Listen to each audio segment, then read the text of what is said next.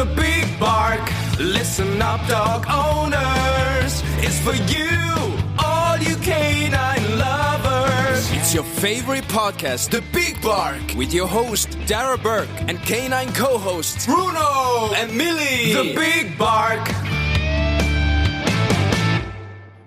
Hello and a big welcome to the Big Bark Podcast. I'm your host, Darragh, and as always, I'm joined by my wonderful two canine co-hosts, Bruno and Milly, who are they're enjoying the nice sunshine that we're having, but they're also being very careful, staying in all the shade, and I'm hoping to get them a swimming pool now, a new swimming pool, or some sort of water feature in the next few days to keep them nice and cool, because I really think that they do need it. So, it's been a not so bad week. Not much excitement has happened in the last couple of weeks when you consider the exciting week that we had a couple of weeks ago. But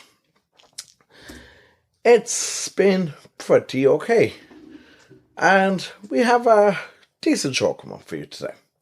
So, first off on the show coming shortly, we will tell you our Canine Conundrum. We will give you a reminder a bit later on of our secret breed. And we have a special feature coming from Dr. Siobhan O'Neill in Trusty Vets, chatting all about veterinary nursing. And we also catch up with Samantha who is chatting about leash training your puppy today. So all that and more to come on today's Big Bark. So first of all, let's just jump straight into it and start off with our Canine Conundrum. So this is one that we got in there during the week, and we put this up on Instagram in the last day. Hi Big Bark, hoping your listeners can help.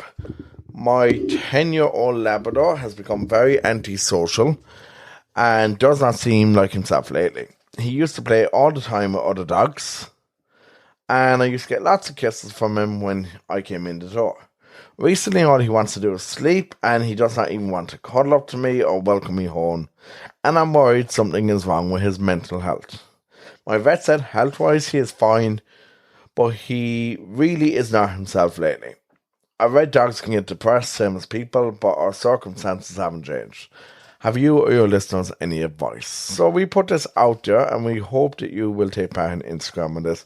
We've had a couple of responses into this.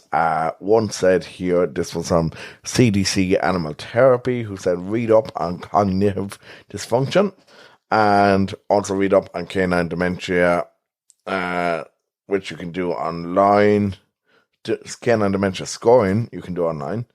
Some med supplements can help, and this person says I have a German pointer with several medical issues, and he's very unsettled, consistently walking around.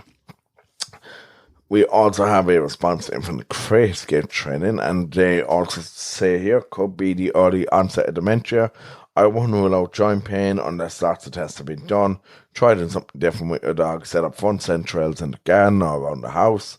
Or a lick mat has a dual purchase of challenge, but licking also creates calm. Snuffle mats are a good one. Maybe go for a new area for a walk. Get a picnic blanket and just sit and reconnect with your dog watching the world go by. That's lovely advice. Gentle massage is another one that came in. Creates a nice bonding session with your dog. And don't rule out that something may happen to change the dog's behaviour, maybe an incident with another dog or a fight they got in the house. Here's another one. Try build up your dog's confidence with a few training sessions. Hand touch training is good for focus and bonding. So thanks for those thoughts on that. If you have any thoughts yourself, then be sure to check it out on our Instagram page and leave your thoughts, leave your comments. We'll be more than happy to read those out on the show. So, yeah, it is quite a interesting one, really. Look, I know dogs can get a bit more antisocial as they go older. It can depend on the breed. So, my advice would definitely, if you haven't already, well, this person has checked with the vet already. The vet says the dog is healthy, but just look into different things like these comments that have come in online, and if anyone has any advice for our listener here who needs a voice, then just be sure to drop that voice on the Instagram page, on the Big Bark Instagram page. So, with that, first of all, what we're going to do is we're going to remind you a bit of our competition. And our competition is in association with Brandy Dog Foods, and we are giving you the chance to win 3 months supply of Brandy Dog Food for your dog. All you have to do is go to brandydogfood.com. You'll see the Big Bark competition there. Click on the enter button. You will be asked to enter your details along with the secret breed. So the secret breed, as we have told you over the last few weeks, is the Bernese Mountain Dog. So be sure that you do look up, be sure that you enter the competition, and you can enter as many times as you like. The competition closes on the 4th of August 2022. So be sure, get your entries in before that. We will be announcing the secret breed a couple of more times. I believe next week will be the last time, actually, that we'll be announcing it. So we don't announce this on our page. Be sure that you get it here. So you have to listen in to get the secret breed. On that note, we're going to go over now and we're going to go to our Clever Canines, which is brought to you by the Canine College and dog trainer and behaviour Samantha Rawson joins us on Clever Canines again today to chat about leash training your puppy. Clever Canines on the Big Bark is brought to you by the Canine College, run by champion dog trainer Samantha Rawson, a regular contributor to RT Radio and television. Samantha is a certified canine behaviour consultant and with 30 years experience in the field. She has the knowledge and understanding to help any dog. Our services include individual dog training, from basic to competition standard, assessments and behaviour consultations. The Canine College is set on 5 acres with a secure paddock and an indoor classroom. See thecaninecollege.ie or find us on Facebook for more information.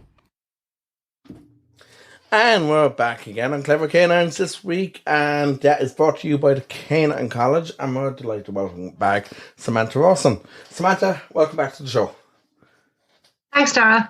So, Samantha, last week we touched on house training, and we're going to continue in that order now, and we're going to go on to lead training next, and how lead training is so important for a new puppy, and how it's important to actually get it right. Yeah, in the course of my work, Darragh, I see so many puppies that have been overwhelmed because their introduction to the lead has been done the wrong way. So it's really, really important to do it the right way and not to overwhelm the pup. So the right way is you introduce a dog to the lead, maybe, over a week that you let him trail around the garden, or you put it on a long line. So the way I start with puppies is I put them on a really long line. So I'm talking about 10, 15 feet of a line. And I let them kind of trot around the garden or trot around the yard with that. I'm holding it. But because it's so long, they don't feel like they're being restricted. And I just follow them. So wherever they want to go, I just follow them. So then when they're quite happy with that, then I might pick them up, put down a little bowl of food, pick them up, carry them away from the food and get them to walk back to the food. Okay, so again, I'll do that about, 3 or 4 or 5 times. Then maybe on the 5th go, so there's still some food in the bowl, I've picked up the puppy, carried it away, walked it back towards the bowl of food, and then halfway there, I'll stop. So I want him to realize that there's an end to this line. So he thinks he's heading straight for the food, and then I'll stop. So when he kind of figures out that he can't go any further, and he kind of looks at me in bewilderment, then I'll go, good, and I'll carry on. So that stop is really important, because that stop gives the dog the feeling on the collar or the harness. Now, I always train on collars, but it's the same principle if you're going to use a harness. So it's exactly the same process. Then once I've done that for about a week or so in the house and around the garden, only then will I start to bring the puppy outside. Now, the puppy has to have its full vaccinations before you take it outside. You can certainly bring it outside before its full vaccinations if you carry it or if you have it in a car, or I see a lot these days, puppies in prams, which I think is a great idea to let puppies see the world without running the risk of coming into contact with various diseases. So it's really important that you get your puppy out in the world, even if it hasn't had its inoculations, and, just make sure he's off the ground and he's not meeting other dogs, other unvaccinated dogs. So then with the lead, then I will carry the puppy down the road. So maybe only, 500 yards down the road. I will carry the puppy, put him down and get him to walk back to the house. Okay. So he is taking in all the information of the outside world. And this is really important if you live in an urban area or near traffic. But all he's thinking about is getting back to the house. So maybe actually we could go back a step. Maybe I would, on the first one, I would maybe only go 100 meters, then 200, then work up to 500. Maybe 500 to begin with is a little bit too much. But the idea is that the puppy is being carried away from safety and being allowed to walk back to safety. So the puppy always knows where he's going. And that is the opposite of what most people do. Most people put a lead on a dog and drag it out into the big bad world, and in doing so overwhelm it and frighten the bejesus out of the poor pup. And then you have all sorts of behavioral problems that can develop from that. So that's why introducing the lead to a puppy the right way is so, so important to prevent behavior problems down the road. Excuse the pun. So if you live in a quiet area and maybe, the main road is a few streets away. So again, once you hit the main road and your pup is happily walking around an estate or whatever, you don't just assume that because the dog is trotting around your estate fine, that he's able to cope with a busy main road. He's not. So you do exactly the same thing. You pick him up, you carry him a few yards down the main road, and you walk him back into the nice, quiet housing estate. So anywhere where it gets busier or, there's lots of traffic, like motorbikes, cars, trucks, buses, you carry him down there and you get him to walk back so that the traffic isn't in his face, literally. It's in his peripheral vision. It's behind him as he's walking back to safety. The other really important thing is to watch your dog's body language. The amount of people that I see out walking puppies, and they're not even looking at their puppy. They're probably on their phone, or they're listening to something, or they're chatting to their friend. When you've got a very young puppy, you've got to watch him all the time because his body language will tell you how he's feeling. If he stops, you stop. If he goes to stick his head under a bush, you let him stick his head under a bush, because that's a coping mechanism. Sniffing is a coping mechanism. It's his way of finding out about the world, but it's also a way of pausing and giving himself a little rest and letting him kind of gather his thoughts before he trots on again. So that stopping and sniffing is absolutely vital to his emotional welfare. And, then when you bring him home, you would only literally do this for 10 minutes, no more than 10 minutes, absolutely 10 minutes is max. Then when you bring him home, maybe give him a little bit of food and put him in his little secure area, put him in his puppy pen and let him have a break. Or maybe bring him out to the garden before you do that, actually, and let him have a pee before you do that. Let him have a pee, because going for a walk in the early days is quite stressful. So let him have a pee and then bring him in, give him a little bit of food, put him in his puppy pen and let him then relax. And Samantha, a lot of people wonder, what are the views on using the extendable leads to train, like a fancy lead trainer? Yeah. A very good question, Darragh. Most dog trainers detest flexible leads because they teach bad manners and they teach bad habits on a lead. Also, if that thing slips out of your hand, it's then chasing the dog, and the dog will run away from that, horrible big plastic square thing. So I don't like them for puppies at all. Really, they were invented to bring your dog to a green area and give him a little bit of a run without letting him off the lead. And if I'm going to do that, I would just give him a big long line. I would just get a big long, puppy training line or a big rope from the hardware store and give them a run that way. I don't think flexi leads are appropriate to be walking down the street with. And they give dogs mixed messages. I personally can't stand flexi leads. And I'm amazed there hasn't been a lawsuit because they are highly dangerous things. Okay, thanks for that, Samantha. And I suppose one other thing that we've seen a lot of in recent years would be the likes of the healthy head collars. What would be a trainer's opinion on those? I really like the head collars. I'm not a big fan of the halty head collars because I think there's too many straps. So I prefer a simpler design. So my kind of design of choice is the gentle leader, which is a very simple head collar and was the kind of the originator of all the head collars. That was the first one. So I do like head collars for strong dogs that maybe people aren't able to control, or anybody who has some kind of medical issue, so they have a physical reason why they can't control the dog. So they're really important and very useful to help control a dog. However, they are not suitable for every dog because some dogs genuinely have a panic attack with them. Some dogs feel, quite claustrophobic with them. And like all training, anything, whether you're doing house training, whether you're doing lead training, whether you're introducing a head collar, whether you're introducing a dog crate or a dog pen, anything you're introducing to a dog has to be done slowly and systematically and has to be done with rewards, because you can't just put a head collar on a dog and take him off for a walk when he's never worn a head collar before.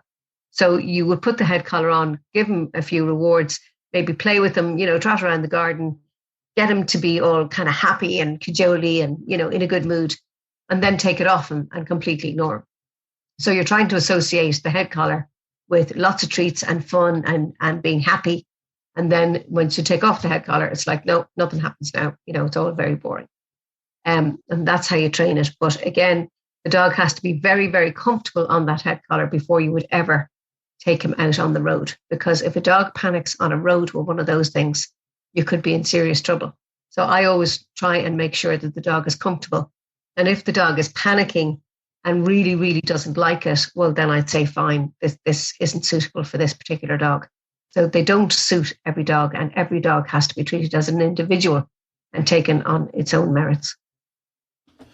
That's great, Samantha. And any final tips for us today?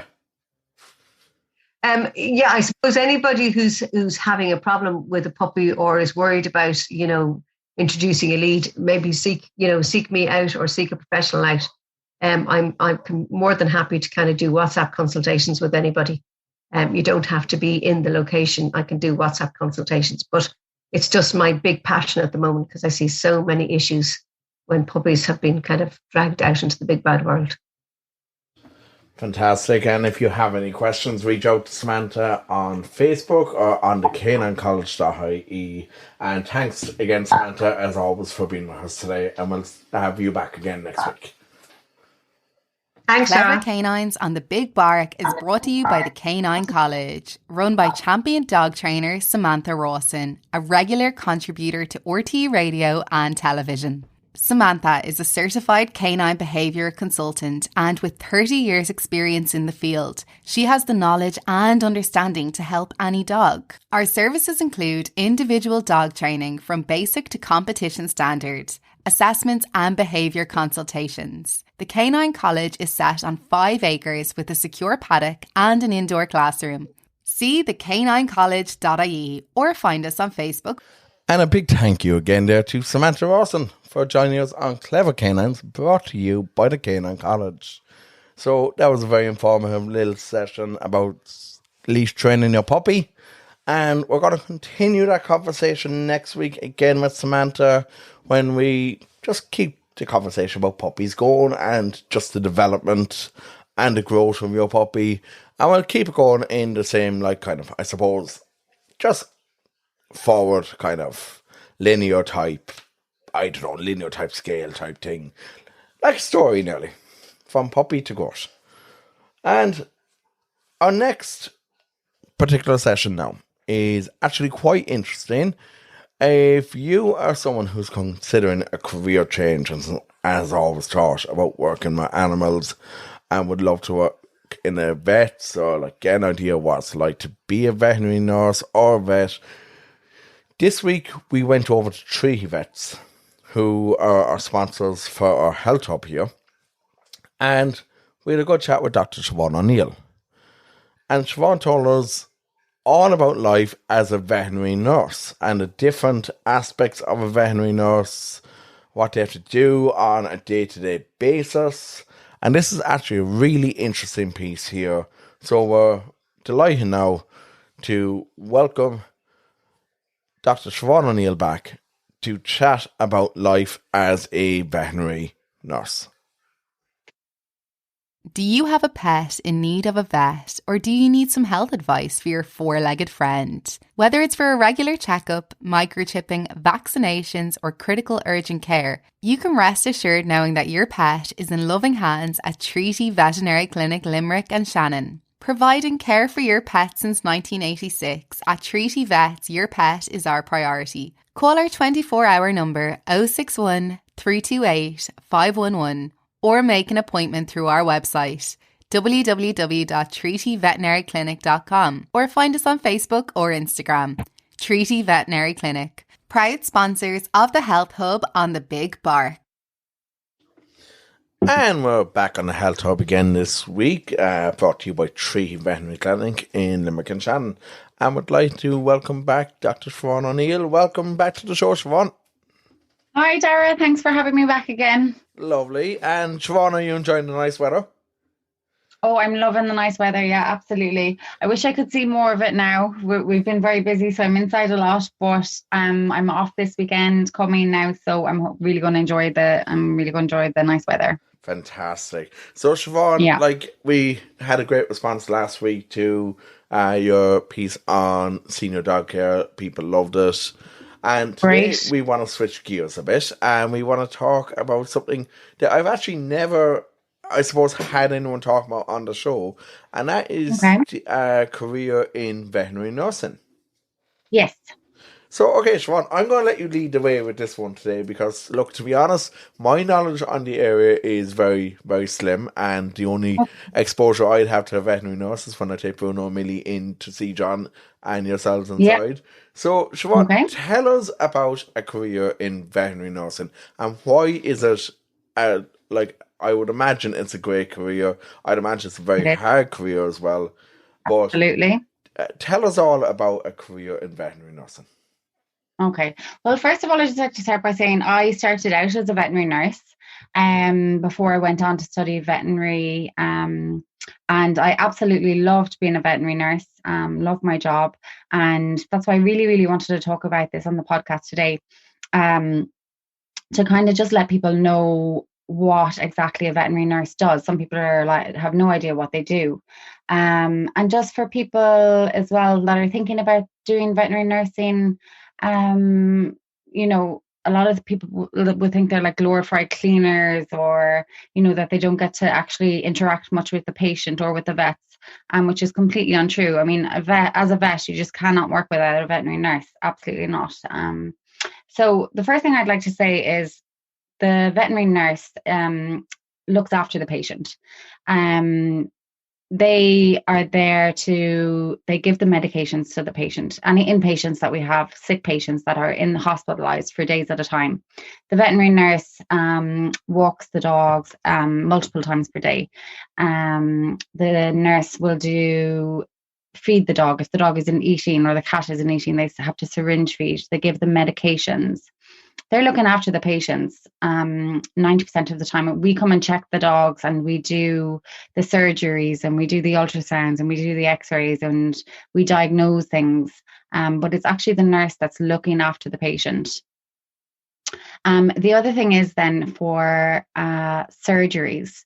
When we're doing a surgery, we have to have the patient monitored at all times.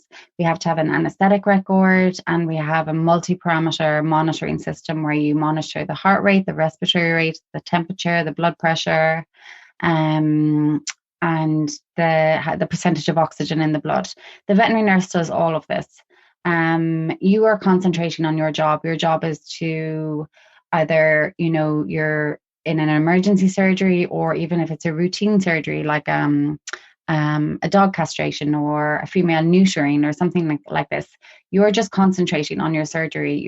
It's up to the veterinary nurse to monitor the anesthetic.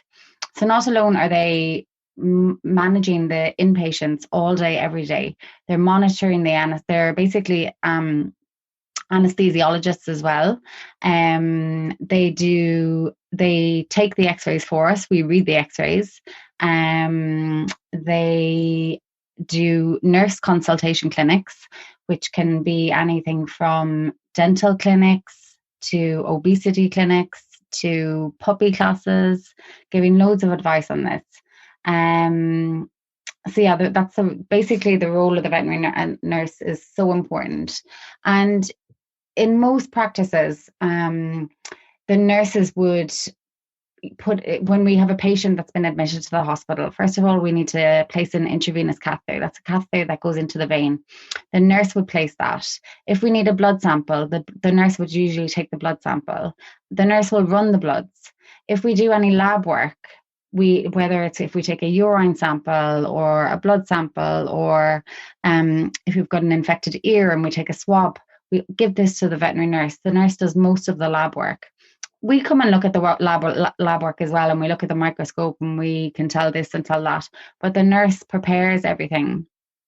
The nurse will have all the surgery set up for you in the morning when you come in.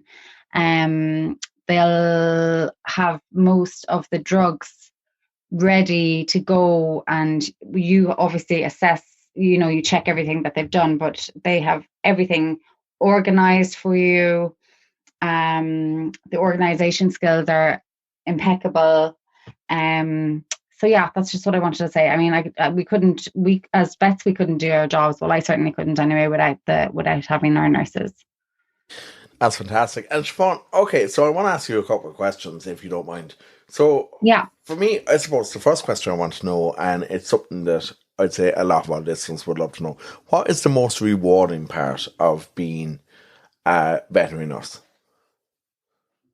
Well, I think for me, when I was a veterinary nurse and also being a vet, and I think this goes for all the nurses at Treaty Vets as well, who are all amazing nurses, by the way.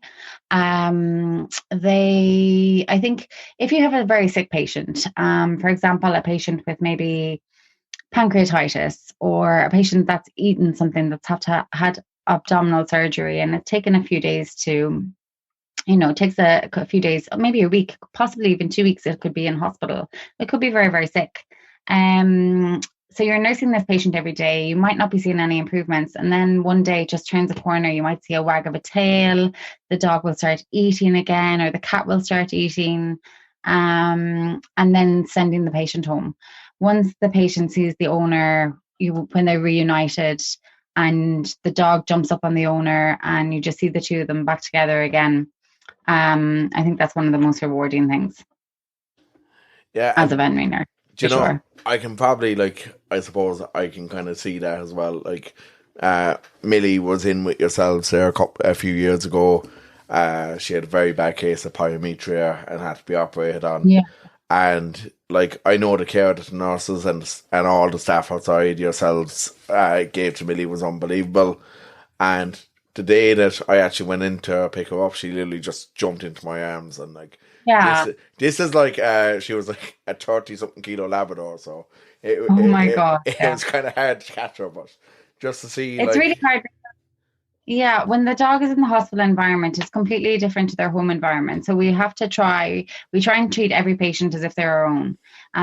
You have to spend time with each patient. You have to give them if they're not eating, you have to try multiple different types of food, heat up the food, try hand feeding them. If they're not eating that way, then you have to start syringe feeding them. If they're not taking the syringe feed, then you have to tube feed. Lots of things like that. And then also it's very, very easy to get attached to your patients. And sometimes I have to say that it doesn't always go, it's not always a happy ending, shall we say. If the dog doesn't, has got a terminal illness, it really affects us. It really does affect us. And it does because you're nursing the patient, you've been nursing the patient for weeks, or even a patient that you're seeing as an outpatient, that comes in once weekly for checkups and things like that. You get very attached to these patients.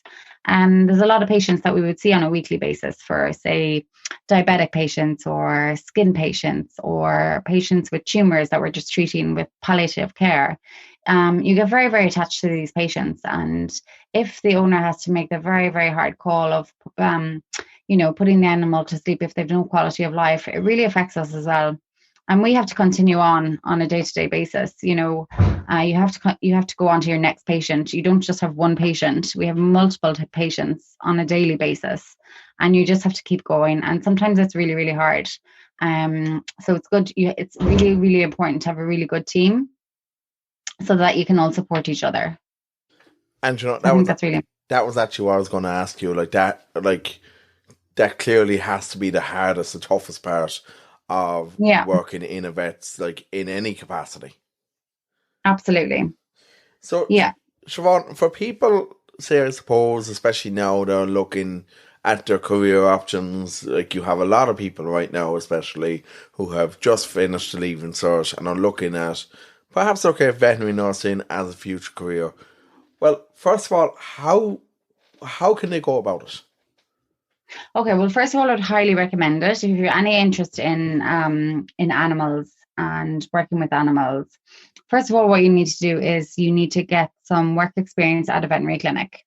And not just a day or two, you need to be there for at least a week, if not 2 weeks, to see how the nurses work. So not only are the nurses doing what I've mentioned already, the nurses are sterilizing instruments, they're sterilizing drapes, they're getting everything ready for surgeries the next day, preparation. They are doing multiple other things. They're stocking up the shelves. There's lots and lots and lots involved. It's a very multitasking job. So anybody interested in doing it, they must go to a veterinary clinic and get some work experience. That's 100%. Nobody can go into veterinary nursing without seeing what the actual career is like, because it's very difficult. It's very challenging. You work very long hours. It's not a 9 to 5.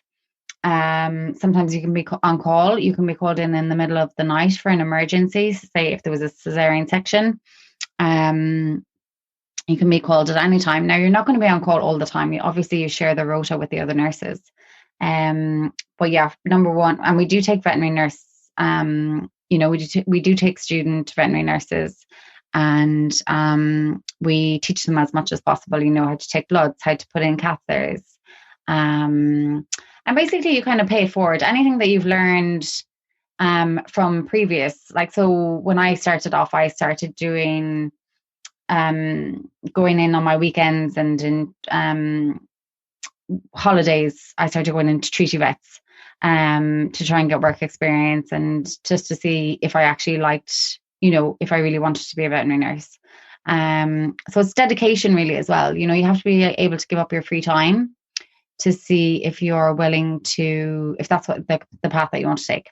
And then there's lots of different options regarding study. So I think a lot of it is based on CAO points now. I'm not sure what the points are, but when I was doing veterinary nursing, I studied in UCD, but there are lots of other universities, or not even universities, but technical colleges around the country now that are doing veterinary nursing as well. I think there's one in Letterkenny, there's one in Athlone, there's one down in Cork.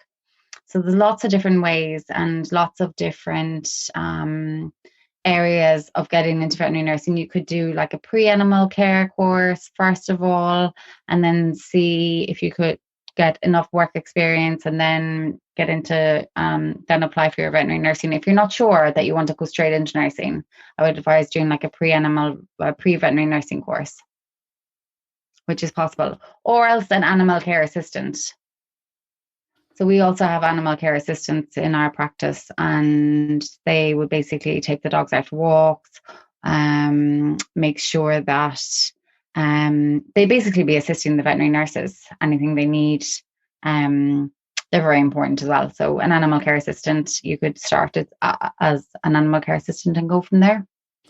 Fantastic, Siobhan. And Siobhan, one final word from you. What would be, I suppose, your one tip for anyone who is considering a career? Okay, so, God, one tip only. Okay, well, it's you need to be really, really dedicated. And you need to be able to separate your work from your personal life. You can't bring your work home with you, which is very difficult to do. And sometimes I do it myself. I think all vets and nurses do this, but you have to learn how to build up almost like a wall.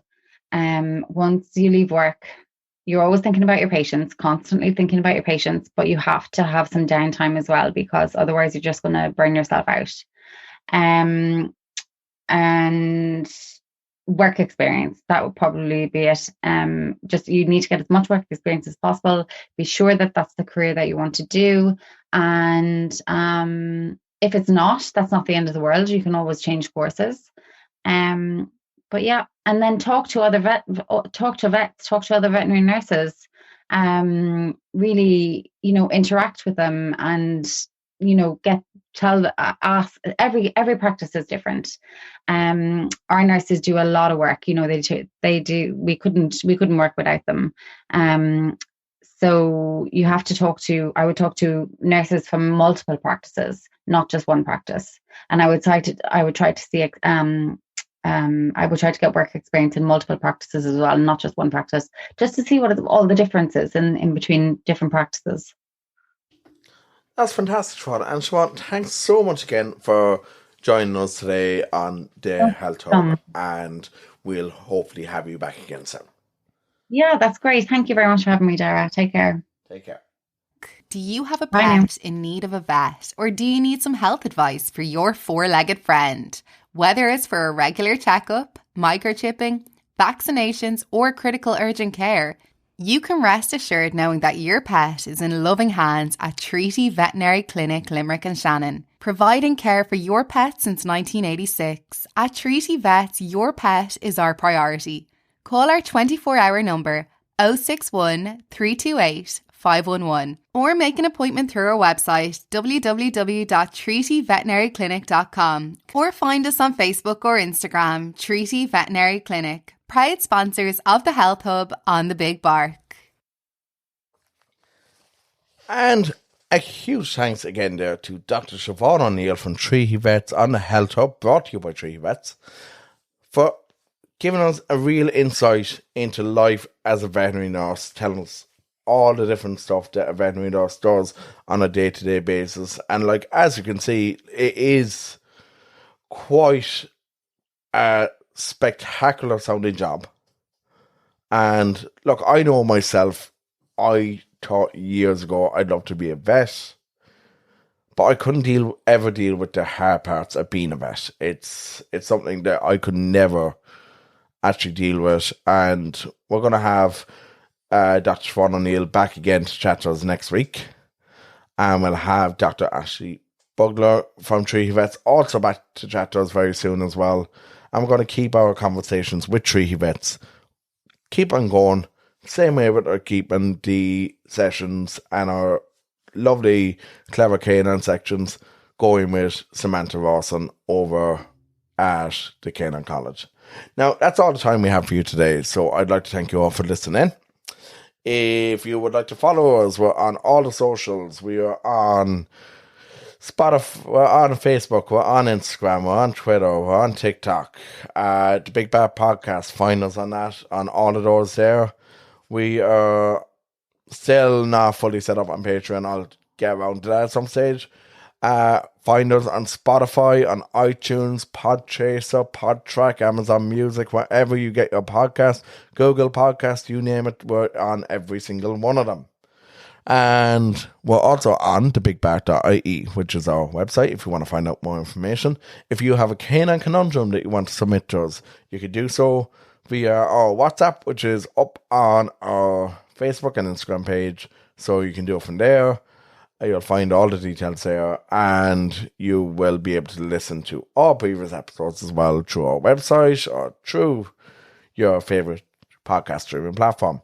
Well, that's all for this week. I'm Darragh Burke, and thank you for listening to The Big Bark. The Big Bark, listen up dog owners, is for you, all you canine lovers. It's your favorite podcast, The Big Bark, with your host Darragh Burke and canine co-hosts Bruno and Milly. The Big Bark,